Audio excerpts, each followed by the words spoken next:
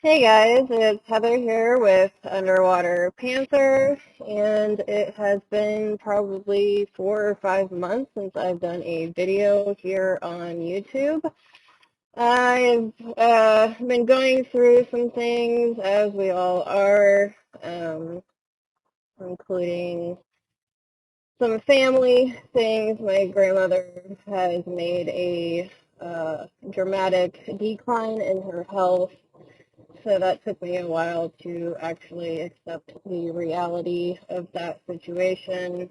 Um, she is now receiving in-home care, so we have more help at the house, so that is a good thing. And anywho, I wanted to kind of go over Pisces. That was the second book that I had finished actually. I have 4 ebooks done that are all like 200 pages or so. So I just kind of wanted to go over Pisces again.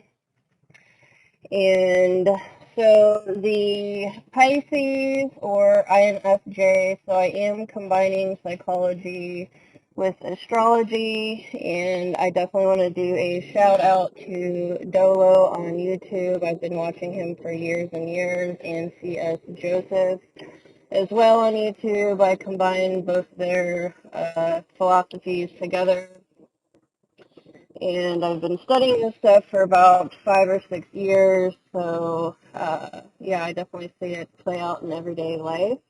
Anyways, the Pisces is considered the INFJ, and they are an idealist by temperament or a water sign. They are considered the sage. They are the iron fist in a velvet glove. They are about 15% of the population, so about 1 in 200 people. Now, my ego is Pisces. March 2nd is my birthday, but my Mercury is in Aquarius, so I'm not a through and through Pisces. I also have an Aries rising, so my houses are set up in the natural. My first house is the Aries rising, so all of my planets are in the natural houses. I am a Pisces 12th house, Aquarius Mercury in the 11th, Capricorn Moon in the 10th, and so on and so forth. So I am ruled by Mars, and my Mars is in Taurus, so it kind of slows down my Mars energy a little bit. Pisces are direct, responding in movements. They say what they mean.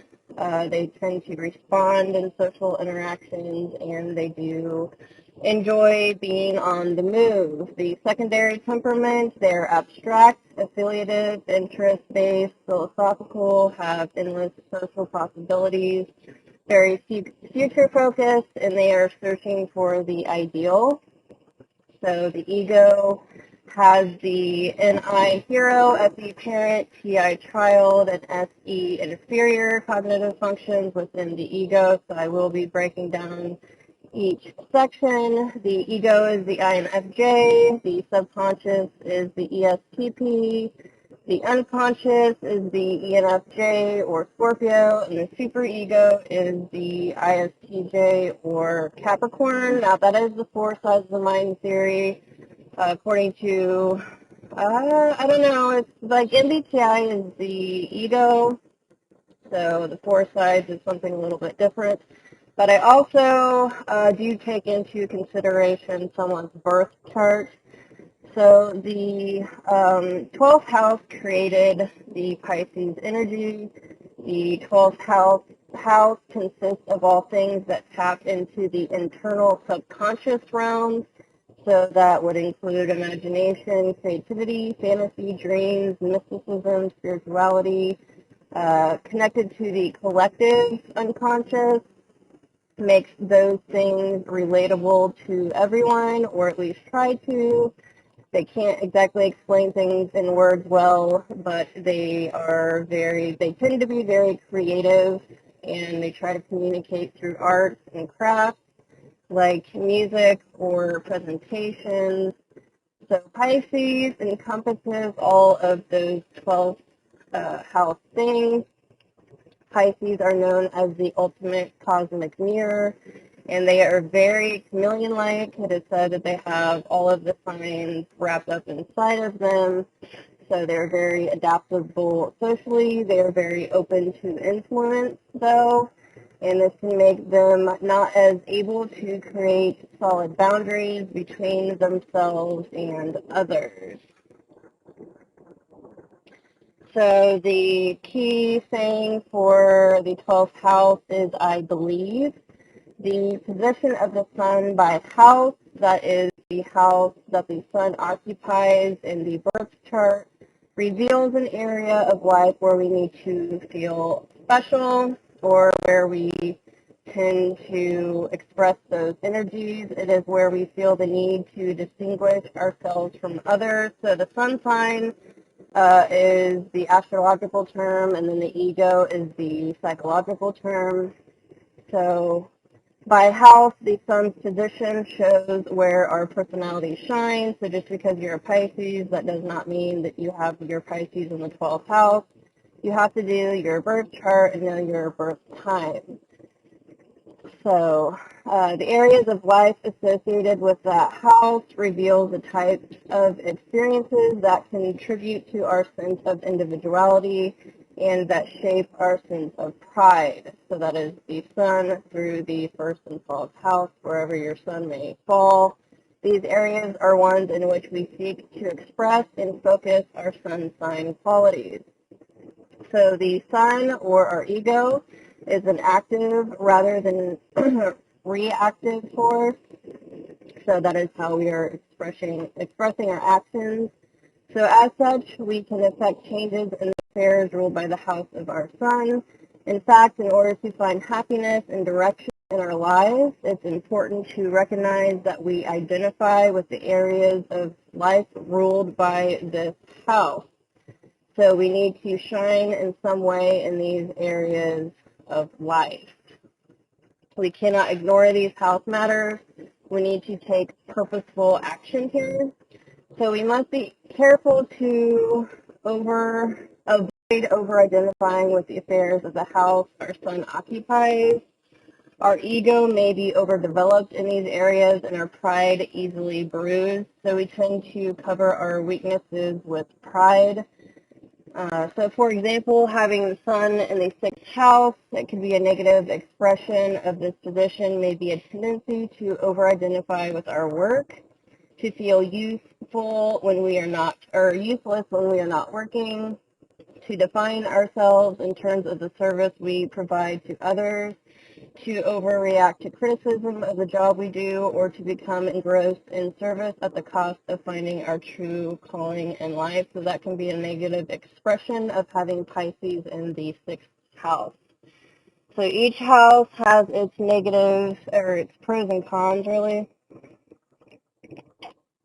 And that goes with everything.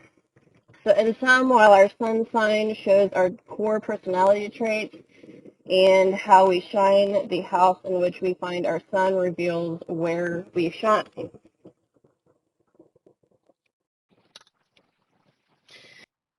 Okay, so Pisces try to bridge the scientific and spiritual realms together in a holistic way. They take their inner dream world and idealism coupled with references and creates new philosophies to share with the world. They know that what has happened in the past can happen again, but they go beyond that in order to create a long-lasting philosophy that will make sense and help protect the future. So they are very socially future-oriented. They care about the collective consciousness and where we are headed as a society. So the 12th house keywords is humility, compassion, truth, wisdom, secrets, fears, hidden desires, isolation, art, dreams, fantasies, creativity, projects, finality, endings, finishing projects, closure, seeing things through, hidden fears and desires. So they are a finisher type. Once they start something, they do want to see the project through. One can locate their deepest psychological fears and desires and work through them here. These issues are much of the time examples of self-harm, like an introversive implosion, or having a difficult time dealing with one's own self. It can present one's conditions before birth, and one's experiences were what one's experiences were while still in the womb, including troubles during pregnancy and birth. So that can kind of be true for Aries as well. So the 12th house represents dreams and rest. The 12th house rules our dreams, the dream world, and how we sleep and rest.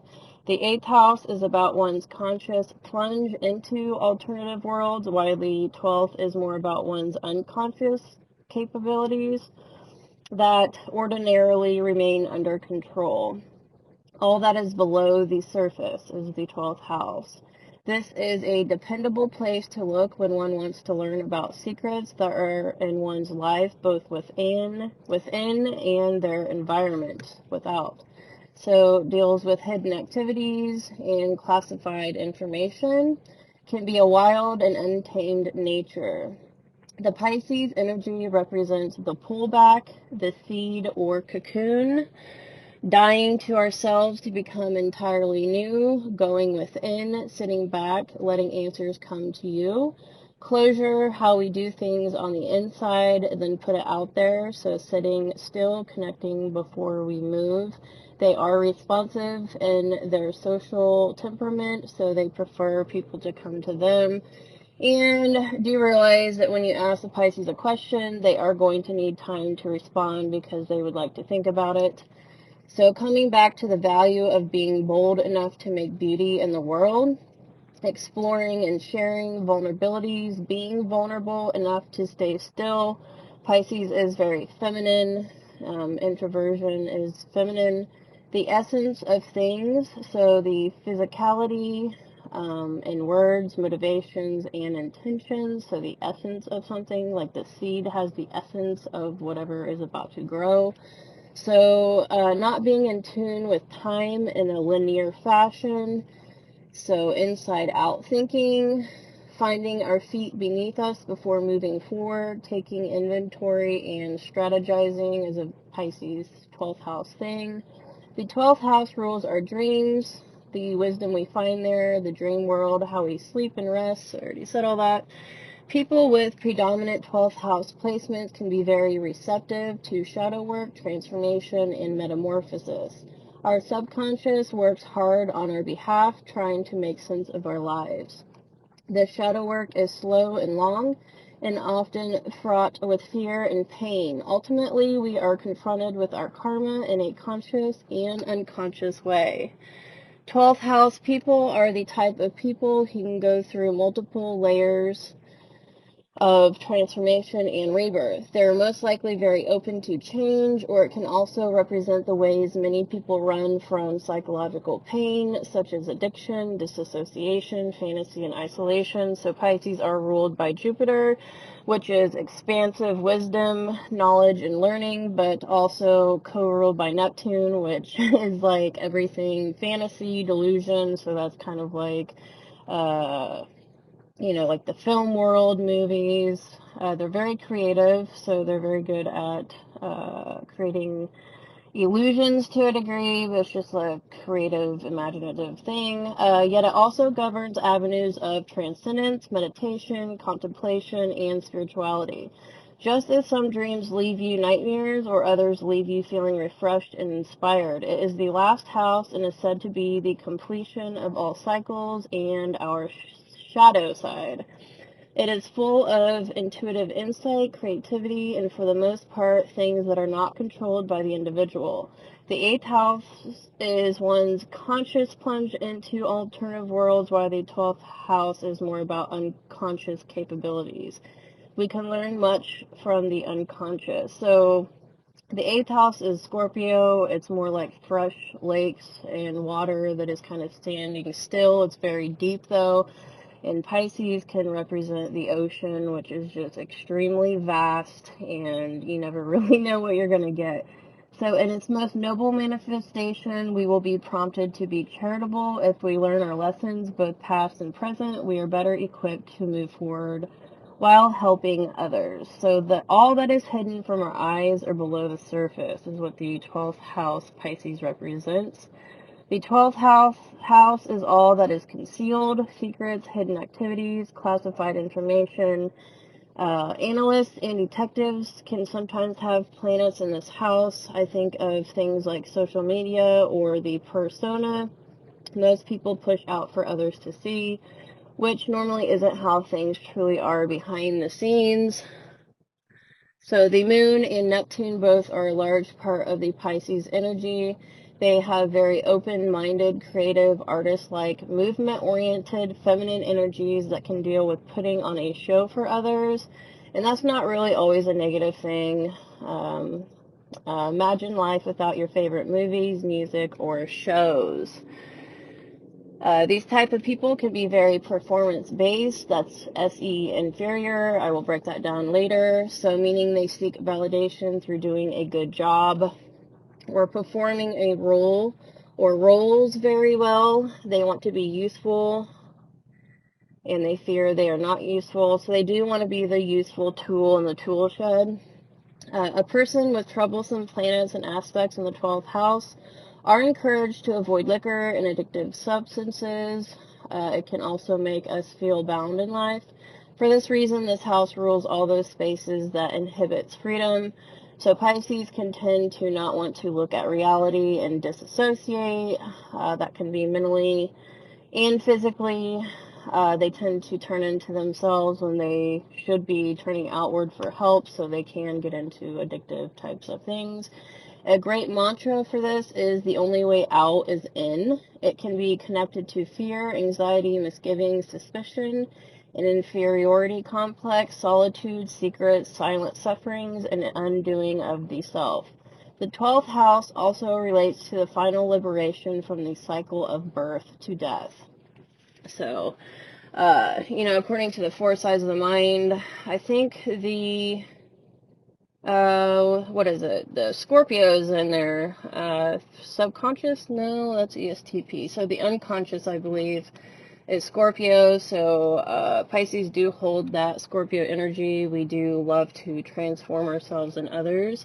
This is the house that is important to comprehend, accept, and face things about you that are there but may be hiding. Many individuals who live hermetic lives or sage-like yet lonely, or people in teaching positions of faith can have active planets here. The big lesson of this transitional house is faith in yourself and the universe. Therefore, it's connected to one's unconscious as well as the collective unconscious. As you encounter your darkest fears, you develop compassion, empathy, and forgiveness towards yourself and others. It is a house of deep introspection and aloneness, but is also where you find the interconnectedness of all things, which is a divine paradox. So Pisces are totally full of paradoxes. It is believed that life will be a waste of time if it is not elevated spiritually.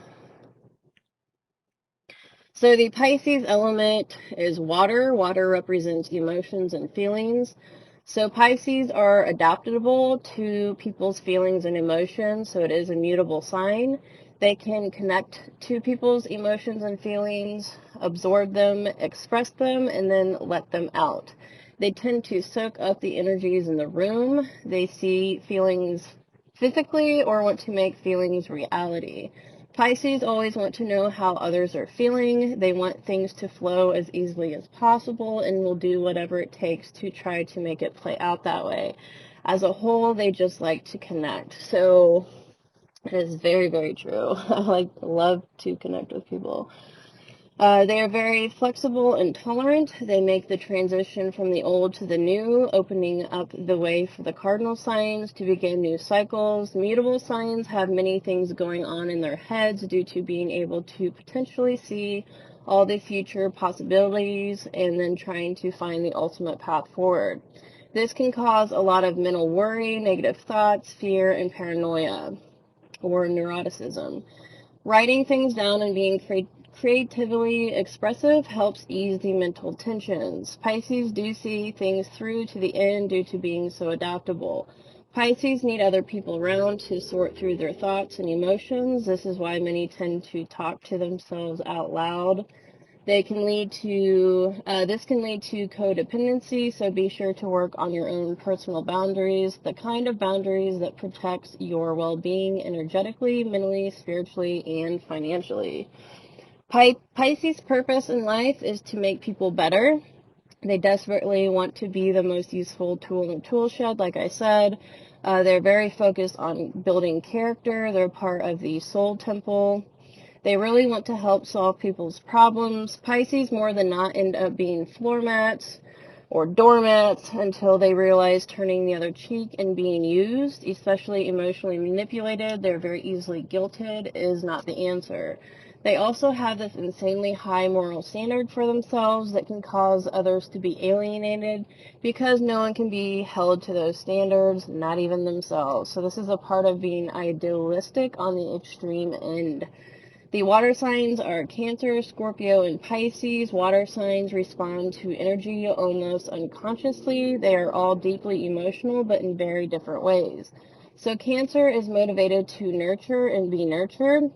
They like to control the emotional vibes in their environment. They're very concerned with their own emotional comfortability. And if they're not comfortable, they will definitely try to change that. So they're extroverted. They're known as the vibe or water wave. They can really come off as controlling and pushy or closed off and distant. So they definitely are the crab. They're either out there or they're not. Scorpio has intense vision, never swaying, looking straight ahead with laser-like focus. They're intensely focused on their own emotions and feelings. So Scorpios are known as the ice block because it's fixated in their temperament. So they're fixated water within water. Everyone works around them like a focal point, emotionally speaking. Scorpios have the introverted feeling, and Cancers and Pisces have extroverted feeling. So users like Cancers and Pisces, they tend to be focused on everyone else's emotions and feelings. So Scorpios kind of tend, they can be fake in that sense. Pisces and Cancer are just really worried about the tribe, unlike Scorpios, which are more focused on themselves. Pisces is the trickiest to describe. Pisces energy is chameleon-like, absorbing its surroundings, are known as the depths of the ocean itself. They can get too far out by themselves, though, and need rescuing. Pisces need to remember not to act on their anxious thoughts and ever-changing emotions. They could possibly not even be their own, so they pick up on everyone else's emotions and feelings. They need to have backup plans before reacting or try to sit, remain calm, and use logic in turbulent times. So don't just go out there and make decisions based on your emotions. You need to sit back, think about things, and be a little bit more logical. So that is my intro to my Pisces or INFJ series here on YouTube. I hope you enjoyed it, and I will see you next time.